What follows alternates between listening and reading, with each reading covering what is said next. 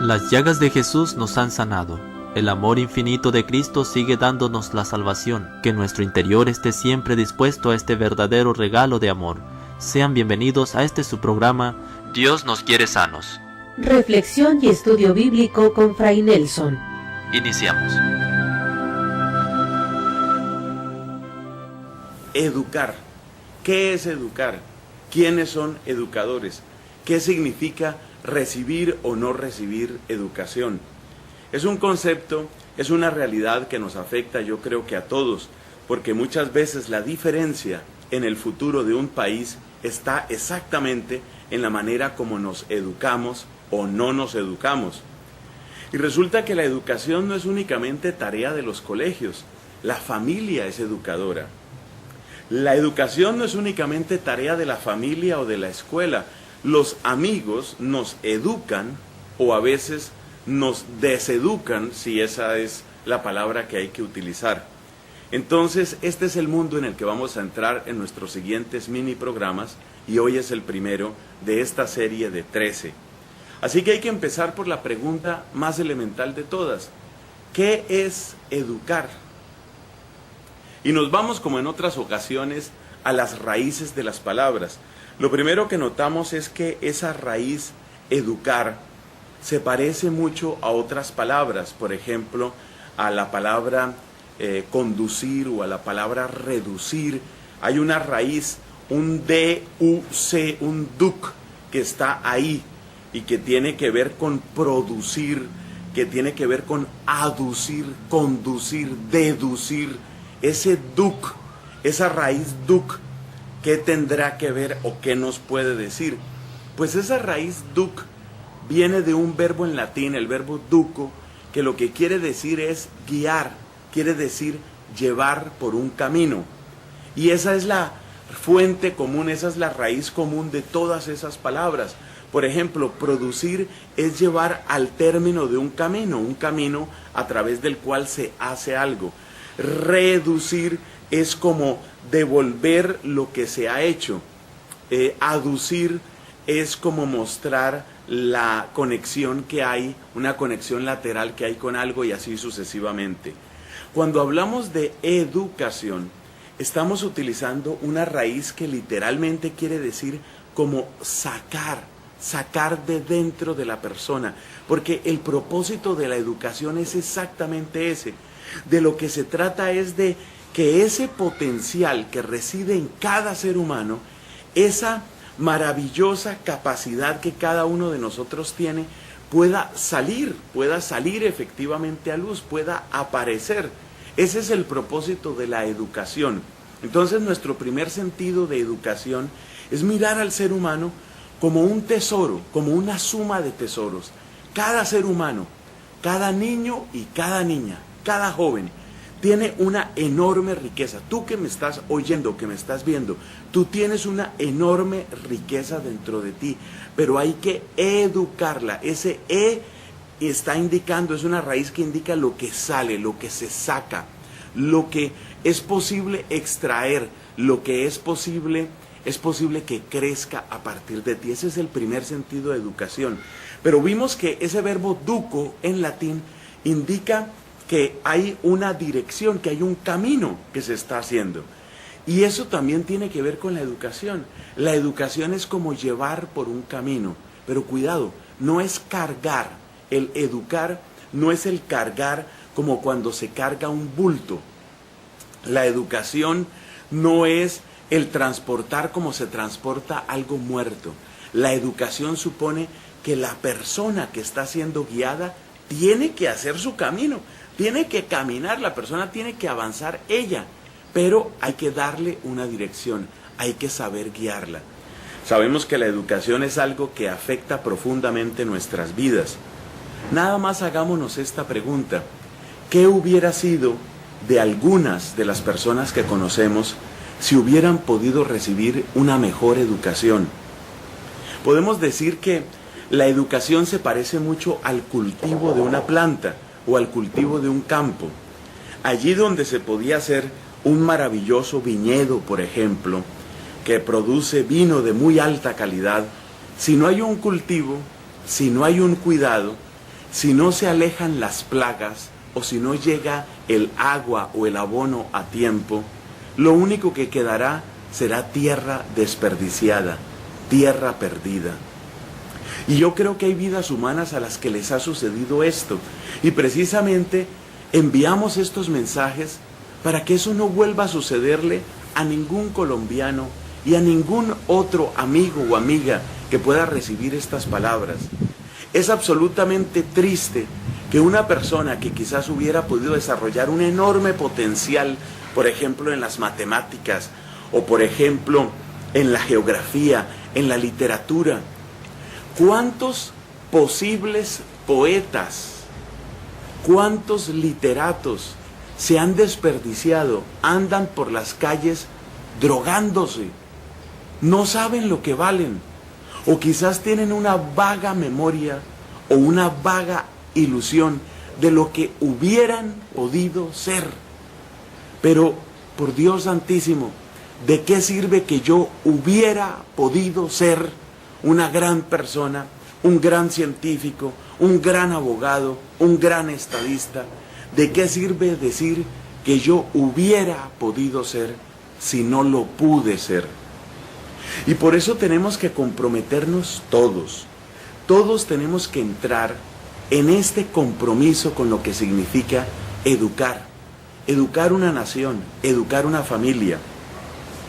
Yo pienso, por ejemplo, en el caso de los padres de familia, y de los padres de familia vamos a hablar bastante en esta quinta temporada.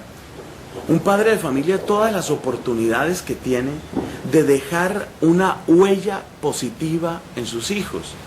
Pero a veces los papás tienen otras prioridades. A veces el papá piensa que lo más importante es hacer un dinero, pero ni siquiera le da la educación moral al hijo para que después sepa utilizar ese dinero. Miren, en estos días salió en las noticias como la heredera de un gran emporio económico, la gente que hace estos empaques de cartón que están por todo el mundo, esa empresa que se llama Tetra Pak. Ellos hacen, ahí empacan de todo, leche, jugos, compotas, es decir, está en todo el mundo ese imperio económico. Es una de las ideas más exitosas, comercialmente hablando, de las últimas décadas. Y eso se convirtió, como eso está patentado, eso se convirtió en una máquina de hacer dinero. Y yo no quiero criticar esa historia que ya es triste, pero uno ve en dónde van los herederos de esa gran empresa, y es una historia de depresión, de drogas, de asesinatos, de trastornos mentales. Dice uno, ¿de qué sirve realmente acumular tanto poder o acumular tanto dinero si no se educa el corazón? Entonces, realmente yo estoy haciendo un llamado muy profundo a todos, especialmente a los padres de familia. Estoy haciendo un llamado muy cariñoso a que descubramos que el ser humano es lo primero, que descubramos que tratar con esos hijos que Dios te ha dado, tratar con esos alumnos que tienes en el salón de clase, tratar con esos feligreses en tu parroquia, tratar con esos amigos incluso, porque la amistad también es vehículo de educación, es lo más importante en tu vida. Piénsalo. Primero que todo, el ser humano. Así como un campo que no se cultiva, así como una planta que no se poda finalmente se echa a perder, así también el ser humano, si no recibe una verdadera educación, no va a obtener, no va a poder sacar lo máximo de sí mismo. Es decir, mucho de su potencial sencillamente se va a perder. Vamos a hablar de los actores de la educación. Y utilizo esta palabra deliberadamente porque, como ustedes saben, vengo de Colombia, soy colombiano y agradezco a Dios por mi país, pero también soy consciente de la multitud de conflictos sociales, políticos que ha tenido mi país. Y en Colombia nos hemos acostumbrado a oír esta expresión, los actores del conflicto, actores del conflicto. Literalmente un actor es el que hace algo. Cuando uno oye actor, uno piensa en actuación, piensa en teatro, televisión o cine, pero aquí estamos utilizando la palabra actor en el sentido más original, es decir, aquel que marca una diferencia, aquel que hace algo, aquel que influye dentro de un proceso. Eso es lo que queremos decir con actor. Y entonces vamos a hablar de los actores de la educación, que son muchos, porque nos damos cuenta que el niño empieza a educarse no cuando empieza a ir al colegio. Ya el ambiente que tenga en su casa ya le está dando una primera y muy importante educación. Si el ambiente de su casa es un ambiente de agresividad, de insultos, de violencia, ya ese es un mensaje que está quedando grabado en la mente de ese niño. Si ese niño, si esa niña, desde chica, ve que el papá llega borracho, gritando, insultando, si el papá es una fuente de terror dentro de la casa, ese es un mensaje que está destruyendo posibilidades dentro del cerebro, dentro de la mente de esa niña pequeña. Igualmente el respeto, por ejemplo, son cosas que no hay que esperar a que llegue un salón de clase. Si a una niña, por ejemplo, se le irrespeta dentro de la casa, si una niña es abusada o es manoseada o es irrespetada en la casa y no hay quien la defienda, pues eso tiene un impacto muy grande. Por el contrario, si esa persona, si ese hombre o esa mujer está recibiendo un mensaje de honestidad, un mensaje de respeto, un mensaje de pudor, esa es la primera formación. Entonces fíjate, los papás, la familia, la misma persona también tiene que educarse, tiene que poner de su parte. Luego están los amigos, están los profesores, está el Estado. Todo eso es educación, todo eso es vida que queda grabada en nuestra vida.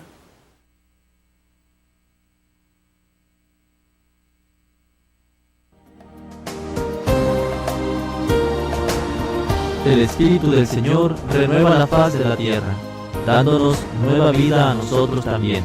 No te vayas, estamos en tu programa Dios nos quiere sanos. Vamos a una pausa y regresamos.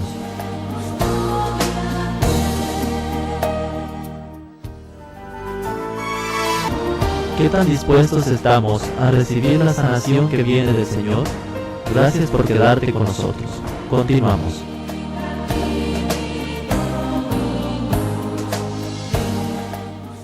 ¿Qué quiere decir esto de los principios, los valores, las virtudes? Son palabras que están relacionadas y que pertenecen a este mundo de la educación. Yo creo que la mejor manera de explicar lo que trato de decir es refiriéndonos a la comparación entre un programa de computador y un ser humano. ¿Qué sucede en un programa de computación? Algunos son relativamente sencillos, otros pueden llegar a ser bastante complejos. En un programa de computador hay que decirle al computador, al ordenador, dicen en otros países, qué tiene que hacer en cada uno de los casos posibles. Eso es lo que es un programa de computación. De una manera simple o de una manera compleja, finalmente el programa lo que hace es dar instrucciones. Si sucede esto, haga esto. En cambio, si sucede esto otro, haga esto otro. Bueno, alguien dirá que existen hoy computadores que tienen también capacidad para aprender. Eso es cierto, pero observa que ese aprender en el fondo se basa en la misma estructura. Si sucede esto, y vuelve y sucede esto, y vuelve y sucede esto, cree usted un depósito de memoria con estas instrucciones para obrar de esta manera. Es decir, lo que nosotros llamamos aprendizaje en el mundo de los computadores, en el fondo sigue siendo la misma idea. Y la idea es instrucciones sobre los distintos casos y lo que hay que hacer. Con los seres humanos, por el contrario, lo que más interesan no es el detallar todas las cosas, sino el dar principios. ¿Qué es un principio? Como lo indica su nombre, es lo que sirve para comienzo de una serie de acciones. Por ejemplo, si me proponen robar en la escuela, o si me proponen robar en la empresa, o si me proponen robar en el gobierno, o no importa dónde me propongan robar, ese principio que yo tengo grabado en mi mente, y ese principio me dice, no robarás, ese principio que está vivo dentro de mí y que constituye un valor en mi vida, hace que yo no vaya a actuar de esa manera. No importa si me lo proponen en un negocio que yo nunca he oído. No importa si me lo proponen en inglés, en francés o en alemán. No importa si me lo proponen por escrito, en internet o por una llamada telefónica. Las infinitas circunstancias de la vida no importan porque hay un principio estable que es como una columna, y esa columna o principio es la que hace que yo sepa cómo tengo que reaccionar en un determinado momento. ¿Esto qué quiere decir? Que ya los llames principios, ya los llames valores, ya los llames virtudes, la educación está fundamentalmente en esos elementos permanentes. Esos elementos, cuando han quedado bien grabados, cuando han quedado sólidamente establecidos en una vida, son los que van a servir para que la persona después tenga criterio. Cuando vemos que una persona tiene criterio, ¿qué es lo que queremos decir? Que es una persona que sabe, una persona que tiene claridad sobre cómo tiene que obrar en una multitud de circunstancias. Cuando decimos que una persona tiene personalidad, que una persona es de carácter, en el fondo lo que queremos decir es eso, que es una persona que sabe dónde están sus principios y sabe aplicarlos. Qué importante luchar para que nuestra sociedad, para que nuestras familias sean familias donde se practican y donde se predican los principios. Y qué importante que esos principios alcancen hasta los últimos rincones de lo que es nuestra sociedad. En el fondo, fíjate que nuestras quejas sobre políticos, sobre científicos, siempre son por esas razones, porque sentimos, les faltan principios éticos, principios morales, pues que nuestra educación esté marcada por esos principios, que ellos van a hacer realmente una diferencia. Seguramente conoces el pan integral. Puede ser una comparación un poco lejana, pero sirve. El pan integral es el pan que contiene toda la riqueza del trigo, por ejemplo. Es decir, donde se utiliza no solamente la harina del germen, por ejemplo, de la semilla de trigo, sino que se utiliza toda la riqueza del trigo. Por eso tiene más fibra y tiene más vitaminas. ¿Qué es una educación integral? Educación integral es la que mira al conjunto del ser humano, porque el ser humano todo entero necesita formarse hasta alcanzar su plenitud. Por ejemplo, los seres humanos tenemos una capacidad que se llama pensamiento, que se llama inteligencia, y la educación tiene que ver con la inteligencia, y hay que formar la inteligencia de las personas. Pero atención, eso no es lo único. Hay que formar también el cuerpo de las personas.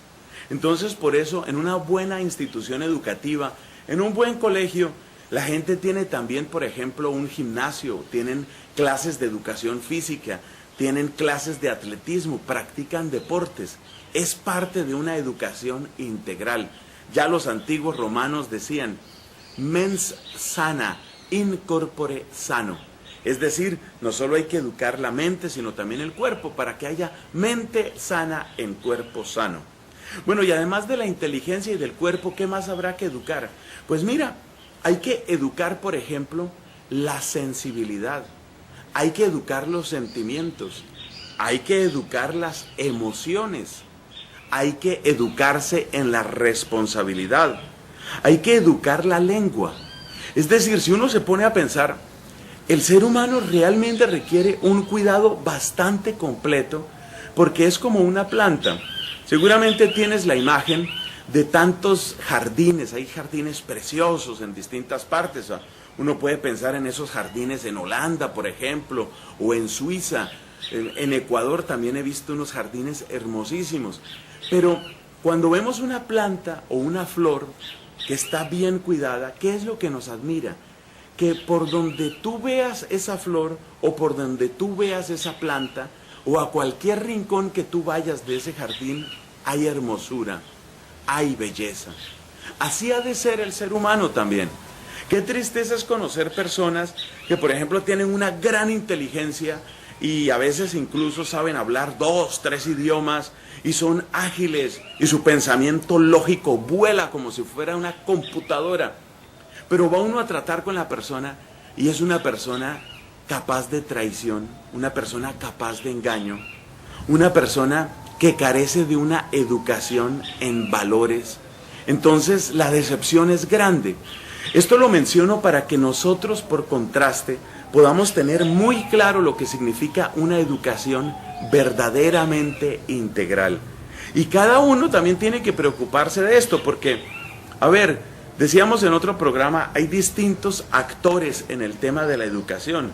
Están nuestros papás, están nuestros parientes, están nuestros amigos, están nuestros profesores, pero cada uno también tiene que saber que su educación seguramente es incompleta y cada uno tiene que ayudar a completar esa educación para que podamos verdaderamente ser, como dice la Biblia, imagen y semejanza de Dios, verdaderos espejos de la grandeza y la hermosura del Creador. La educación, creo yo, que es el factor que marca de un modo más profundo la vida de una persona, porque no estamos hablando simplemente de la educación como adquirir títulos o como graduarse en distintas universidades. Estamos hablando de una educación integral. No es solamente la cabeza la que hay que formar el corazón, hay que formar el criterio, hay que formar la lengua, hay que formar la conciencia. Hoy vamos a hablar particularmente de los papás, o más concretamente, papá y mamá.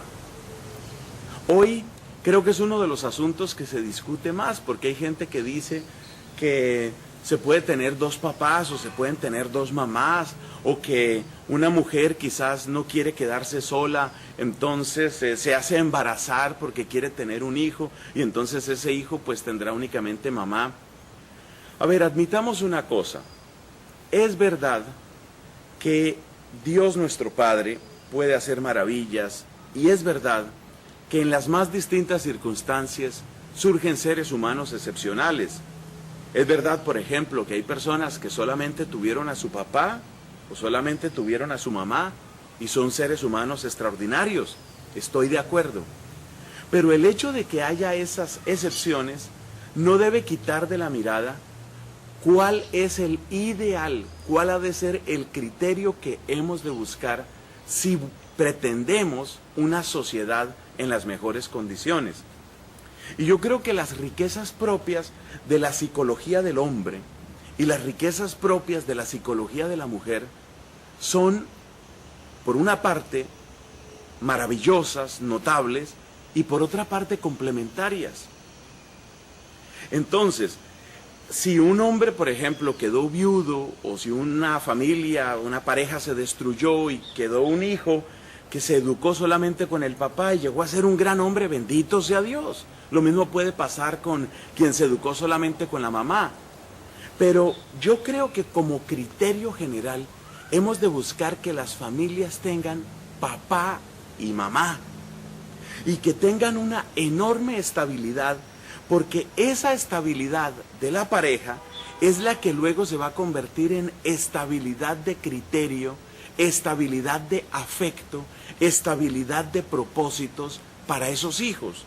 La estabilidad de la pareja es el primer mensaje que le llega a esos niños y con esa estabilidad el niño crece o la niña crece y eso hace de él o de ella una persona que seguramente puede permanecer y puede perseverar en los propósitos y planes que tenga en la vida.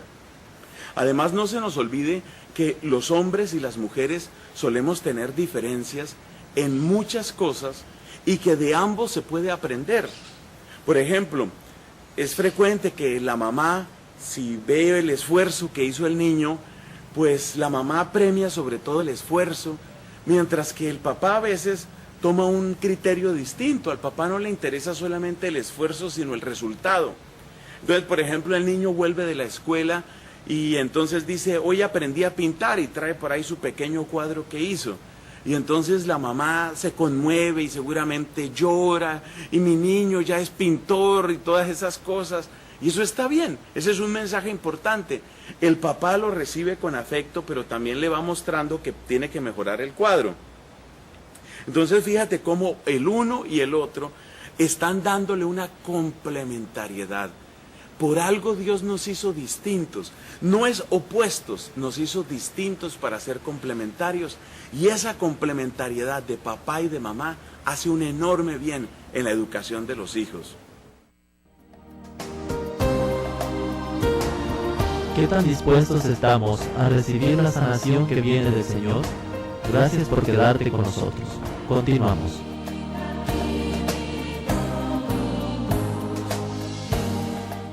Hemos tenido ocasión en mi país de conocer las historias, conocer con cierto detalle las historias de algunos de los personajes que más han hecho daño, no solo en Colombia, sino afuera de Colombia. Estoy refiriéndome a personas corruptas, estoy refiriéndome a políticos sin conciencia y muy especialmente a narcotraficantes. Y ustedes y yo conocemos algo de la historia de estas personas y sabemos que en ellos la familia tuvo una gran influencia, pero apareció muy pronto en la vida la influencia de otro factor, otras personas. ¿De quién estoy hablando? Los amigos. Los amigos son educadores nuestros. ¿Por qué? Porque, bueno, ya lo dicen los refranes, dime con quién andas y te diré quién eres, al que entre la miel anda, algo se le pega. Ese tipo de refranes están indicando que la influencia, la permanencia, la perseverancia de un mensaje finalmente cala en nosotros. Y a veces los amigos llegan a tener un efecto tan grande que vienen a deshacer lo bueno que los papás trataban de hacer. A veces los amigos tienen un poder tan grande que destruyen lo que la escuela estaba tratando de hacer. A veces los amigos tienen un poder tan grande que deshacen el mensaje que, por ejemplo, el sacerdote a través de su predicación y a través del trabajo en la parroquia estaba tratando de hacer. Pues estos son ejemplos en los que estoy mostrando cómo los amigos pueden destruir y pueden deshacer. Pero también hay ejemplos hermosos en los que los amigos pueden ayudar y pueden sacar adelante a una persona. San Juan Bosco, uno de los grandes educadores dentro de nuestra Iglesia Católica, conocía el poder de las buenas amistades y se daba cuenta que era casi imposible sacar de los vicios y de una mala vida y de una mala costumbre a un joven si no se le rodea de personas que puedan reforzar positivamente ese mensaje de cambio. Entonces, los buenos amigos, los amigos con los que se aprenden cosas interesantes, con los que se hacen programas sanos, esos buenos amigos son absolutamente vitales porque son ellos los que nos ayudan en los momentos en que nuestra propia voluntad flaquea o en los que nos sentimos sencillamente aburridos o nos sentimos, no sé, como que nos falta esa fuerza interior. Qué importante que todos tomemos conciencia de eso y qué importancia que sepamos que esto vale no únicamente para los jóvenes, también la persona adulta. Si no sabe rodearse de los amigos apropiados, seguramente va a perder su capacidad de ser fiel en el matrimonio o va a perder su capacidad de ser un ser humano sobrio y entonces va a caer en la embriaguez o en cualquier tipo de adicción. Ojo, nuestros amigos son nuestros educadores. Cuidado con los educadores que escoges, ¿de acuerdo? Vamos a referirnos a la parte del Estado, la parte que quizás tiene un cierto carácter más normativo, porque en nuestros distintos países siempre hay un ministerio de educación y siempre hay cosas que se consideran obligatorias dentro de los programas de educación. En sí mismo, este es un gran bien, porque el Estado puede garantizar de esa manera unos mínimos que van a convertirse como en lenguaje común o en tesoro común para esa nación o para ese país. Por ejemplo, si un país se compromete dentro de un proceso educativo serio, pues va a erradicar el analfabetismo o va a propiciar que la gente tenga un mayor manejo de aritmética, de matemáticas, y todo esto pues redunda finalmente en un bien para las personas. Pero aquí hay también una fuente de problemas porque con más frecuencia de lo que quisiéramos, los estados traspasan sus límites Y hay 3 áreas sobre todo donde los estados, quiero decir, los gobiernos en los distintos países, me parece que se sobrepasan y entran a abusar y entran a desconocer el derecho de las familias. Y esto lo comento para que nosotros como familias ejerzamos también nuestro derecho de decirle no al Estado, decirle no al gobierno cuando se está propasando. No se nos olvide que el Estado es una institución muy posterior a la existencia de la familia, mientras que la familia existe por derecho natural, porque es así, del afecto y del deseo del hombre y de la mujer, de donde surge la pareja humana y de donde surge la familia humana. El Estado es muy posterior, y sobre todo esta forma de Estado que conocemos. Los seres humanos han vivido sin esta forma de Estado siglos y siglos, a través de reinos, imperios, tribus, clanes, y perfectamente se han podido educar los seres humanos. Así que el Estado no debe propasarse en lo que tiene que ver con la familia. Y los estados a veces se propasan, como sucedió en el comunismo soviético, inculcando una visión única de la realidad en la cual se excluía completamente a Dios. Ese es un abuso, el abuso antirreligioso. Hay otro abuso que a veces comete el Estado, y es el abuso en materia de educación sexual. Está muy bien y es necesario, por supuesto, para el sano crecimiento de los niños y de las niñas que tengan la debida instrucción en esta materia. Pero en muchos países eso está sucediendo, incluso en países cercanos a los nuestros. Está pasando eso, unos programas de educación sexual que finalmente son invitaciones a la corrupción, invitaciones a degenerar la mente o a llenarla de morbosidad. Cuidado con eso, es otro abuso que el Estado comete. Igualmente, en lo que tiene que ver con las relaciones hombre-mujer, tema relacionado con la sexualidad, pero que no es solo sexual, sino que tiene más bien que ver con lo que llamamos género. En ese tema de género, pues los estados también se propasan. Y hay lugares, incluso países que uno diría muy avanzados, donde se hace una presión muy grande porque hay que aceptar y tiene que ser, y todo el mundo tiene que repetir como loro lo que el Estado le enseña que diga. Entonces, el Estado, conclusión, el Estado puede realizar un enorme bien y puede ayudar a fijar unos estándares que son de utilidad para todos, pero mucho cuidado con que el Estado se propase en materia de religión, en materia de sexualidad y en materia de género. Y las familias deben estar listas para también ponerse en pie y ponerle un límite al Estado si quiere propasarse. Es parte de nuestro derecho. En materia de educación, la diferencia de edad tiene una importancia solamente relativa. Quiero decir, cuando somos pequeños, se supone que los profesores o profesoras fácilmente nos llevan 20, 30 o más años de edad. Pero a medida que vamos creciendo, esta diferencia suele disminuir. No es extraño encontrar estudiantes universitarios que tienen entre sus profesores gente casi de la misma edad. Este hecho tan sencillo sirve para que entendamos que la educación no depende necesariamente de una gran diferencia de edad, o si lo queremos ver de otra manera, de algún modo todos somos educadores, así como somos también educandos. Y estos procesos educativos tienen que ver, por ejemplo, con los amigos, como ya lo mencionamos en algún programa pasado. Hoy quiero referirme especialmente a lo que sucede con la pareja. Muchísimas personas, quizás la mayoría de los seres humanos, tienen en su vida a alguien que significa muchísimo.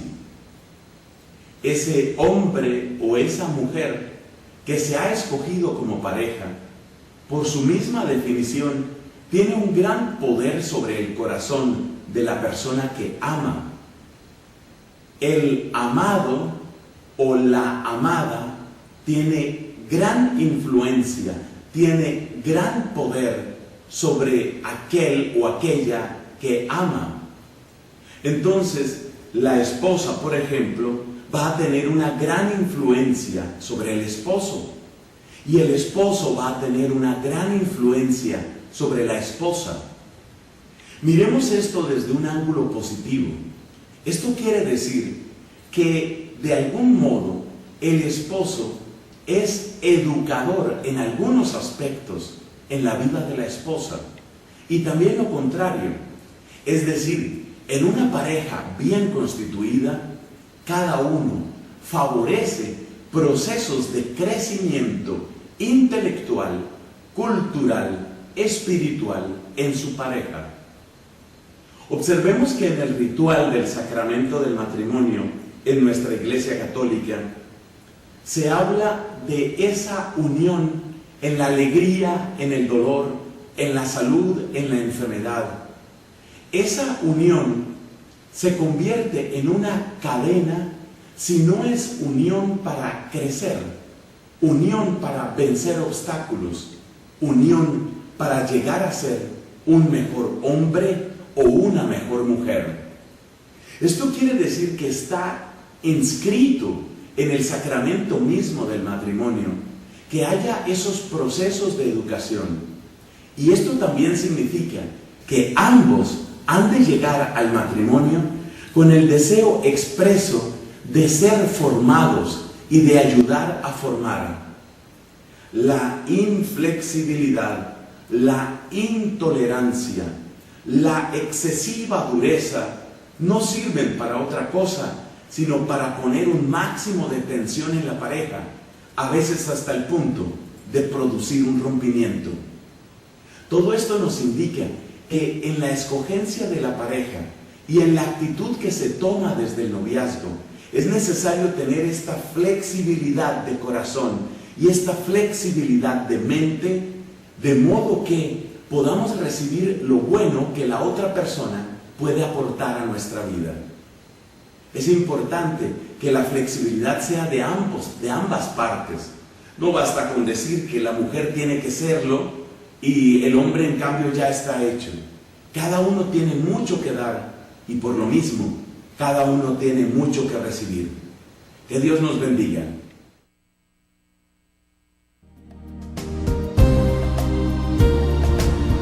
El Espíritu del Señor renueva la faz de la tierra, dándonos nueva vida a nosotros también. No te vayas, estamos en tu programa Dios nos quiere sanos. Vamos a una pausa y regresamos.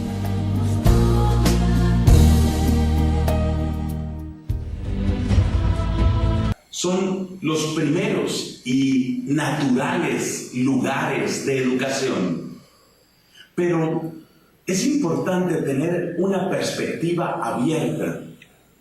Seamos realistas, nuestras familias tienen muchas limitaciones.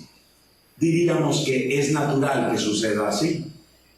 Por ejemplo, quizás papá, siendo un buen hombre, es demasiado serio o demasiado distante. Quizás mamá no tuvo grandes ocasiones para educarse y por consiguiente permanece en un lugar demasiado doméstico y su mirada, su perspectiva no suele unirse con facilidad al mundo de la tecnología o a las aspiraciones profesionales que ya tienen sus hijos o sus hijas. Tenemos también el problema de los vicios. Sucede que algunas veces el alcohol, la droga, el sexo indiscriminado, las relaciones de adulterio agrietan, resquebrajan o rompen la unidad familiar. Por eso, aunque es verdad que debemos fortalecer la familia, aunque es verdad que necesitamos muy buenos papás y muy buenas mamás, también debemos saber que por fuera del ámbito familiar, pero muy cerca de la familia, otras instancias tienen un papel educativo que no es despreciable. Estoy pensando, por ejemplo, en el inmenso bien que los grupos de oración, que los grupos parroquiales han tenido en la vida de mucha gente. A través del Santo Rosario, a través de la oración y los cantos de los grupos de la renovación carismática católica, a través de las catequesis del camino neocatecumenal, a través de los retiros también, de los cursillos de cristiandad, a través de tantos movimientos, a través de tantas ofertas sanas de espiritualidad católica, nosotros podemos ciertamente fortalecer, ayudar a sanar y en algunos casos restablecer incluso la familia. Es decir, la familia no debe encerrarse sobre sí misma, ni la pareja tampoco debe encerrarse sobre sí misma. Cada uno de nosotros puede encontrar, yo creo, y tiene hasta cierto punto el derecho de encontrar en su familia el primer lugar de educación. Pero si la familia falla, si la familia se resquebraja y se hunde, no podemos permitir que cada uno de sus miembros sencillamente se hunda también en la desesperación, la frustración y la impotencia. Por eso, si queremos pensar en una educación de modo integral, tenemos que abrir nuestros ojos y abrir nuestra mente a un criterio más amplio. Y por eso tenemos que fortalecer nuestra pertenencia a nuestras parroquias, a nuestros grupos apostólicos, a nuestros grupos de oración. Con mucha frecuencia, son esos grupos, son esos buenos consejos que sabrán darnos las personas que están ahí, cerca del Señor. Serán esas las redes benditas que podrán sostenernos en momentos de crisis. No esperes a que todo se derrumbe. Ya, ponte en marcha, intégrate a una buena comunidad católica, de modo que tu fe tenga siempre donde sostenerse. Te lo deseo desde el corazón de un sacerdote que te ama en Cristo. Estamos convencidos de que ninguna persona, ninguna familia y ningún país está condenado a repetir en el futuro lo que fue en el pasado. Esto quiere decir que tenemos el derecho, yo digo también el deber, de prepararnos para un futuro que sea distinto. Y ese prepararse, ese formar nuevos hábitos con los cuales podamos dar nuevas respuestas, eso es lo que entendemos de un modo genérico por la palabra educación. Eso es lo que quiere decir educar. La educación la asociamos ante todo con los niños pequeños. Es familiar la escena de las niñas y niños que van de camino a la escuela o al colegio. Una etapa de la vida que para muchos de nosotros resulta de amable recuerdo, aunque quizás también haya algunas escenas y algunos lugares en que no preferiríamos repetir. Pero hoy queremos enfatizar que la educación no se limita a esos momentos de la infancia, ni tampoco se limita a lo que otras personas han hecho por nosotros. Quiero decir, hay una responsabilidad que tenemos sobre nosotros mismos. Es lo que quiere decir una palabra que seguramente ya conoces. Llamamos autodidacta a aquella persona que se ha preocupado por formarse. Didáscalos, en griego, quiere decir el maestro, el que enseña. Y cuando hablamos de autodidacta, es aquel que de algún modo se ha enseñado a sí mismo. Pero ¿cómo puede ser esto posible? Se supone que el maestro tiene un conocimiento del que carece su discípulo. Por consiguiente, ¿cómo puede ser que la misma persona sea a la vez maestro y discípulo?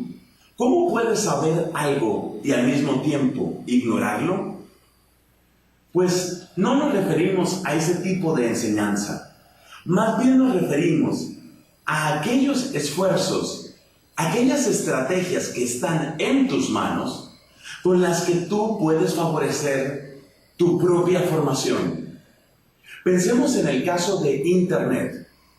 Pensemos en el acceso tan general, tan universal a Internet que parece que todos tenemos.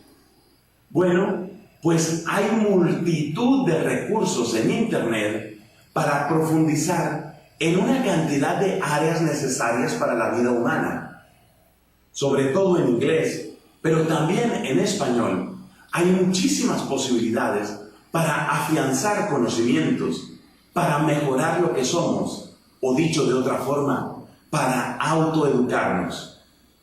Y mucho antes de Internet, ¿no es verdad que teníamos en casa o tenemos en casa alguna pequeña biblioteca? ¿Por qué hay esa idea de que leer libros es únicamente una actividad para el tiempo del colegio? Yo creo que el buen hábito de la lectura jamás estorbará y siempre podrá hacer mucho bien en toda edad. Y eso también es autoeducación. Un buen libro es un maestro que no se va a cansar. Un buen libro es un tutor, es una guía y muchas veces será fuente de corrección. Nosotros, por ejemplo, en la Iglesia Católica, tenemos un libro tan bueno como el Catecismo. ¿Cuántas cosas, cuántas dudas, cuántos temas puedes aclarar sencillamente abriendo esas páginas? A través de buenos recursos, como una biblioteca que sea decente en su contenido y como Internet, tú puedes hacer mucho por tu propia formación. No se te olvide que tienes una tierra para cultivar, se llama tu corazón. Continuamos nuestro camino sanados por el perdón de Dios y dispongámonos a proclamar su amor que nos salva. Koinonia Media les da las gracias por su compañía y te invitamos a estar con nosotros en la próxima. Esto fue Dios nos quiere sanos. Hasta pronto.